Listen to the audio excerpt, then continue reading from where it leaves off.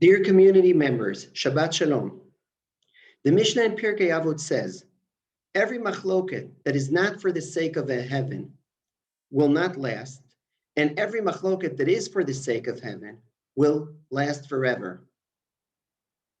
For the sake of heaven, we can interpret a machloket that is actually done out of interest to discover the truth, purely, with pure motivations, pure intentions, when the parties don't involve in it personal matters and personal interests.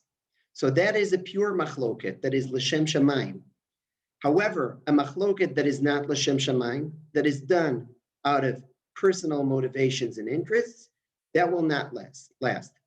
The Mishnah goes on and says, what is the example, the prototype of a machloket that is for the sake of heaven? The machloket between Hillel and Shammai. However, what is the prototype, the example of a machloket that is not done for the sake of heaven, rather out of personal interests and motivations? That is the machloket that Korach and his group did. The Maharal asks, why were these examples brought, Korach and Hillel and Shammai? The Maharal answers a very, very realistic and important answer for us. He says, actually, these examples were picked because Hillel and Shammai, the machloket was totally pure.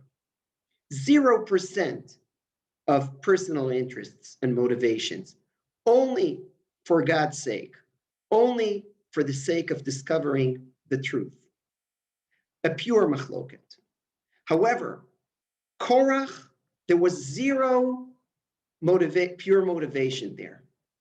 All of it was out of personal motivations and interests. The Maharal continues and says that in our world, if we'll be realistic, usually the things are combined. We're not angels, and we're not like Hillel and Shammai. Even when we are actually arguing for something that we believe in and we have a dispute, usually personal matters are getting intertwined, they're involved, they're mixed. Who can testify regarding himself that he's purely 100% motivated l'shem shamayim?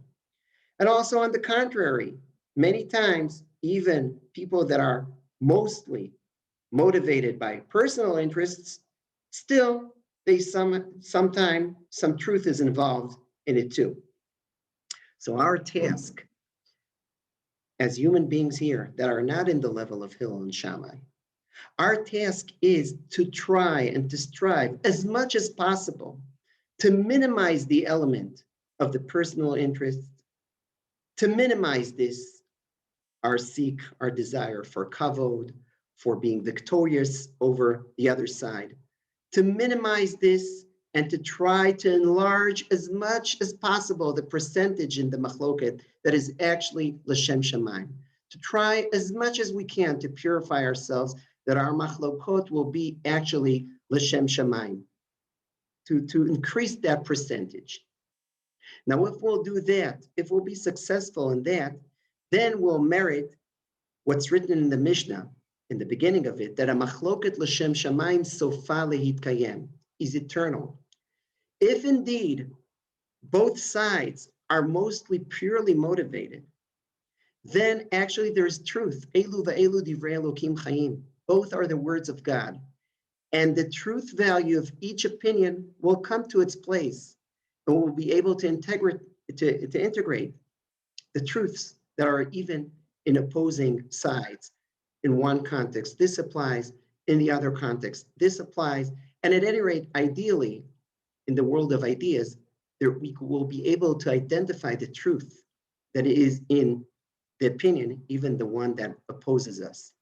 If we will reach that level, if we'll make the effort to purify our machlokot, that there will be l'shem shamayim, that it will be out of pure motivations and not out of personal interests, if we'll succeed in that, then Bezrat Hashem will merit to reach the level of Beit Hillel and Beit Shammai, that regarding them it says that even though they were disputing with each other, they were still living peacefully with each other, marrying each other, as it says, ha'emet v'hashalom ehavu. Shabbat shalom.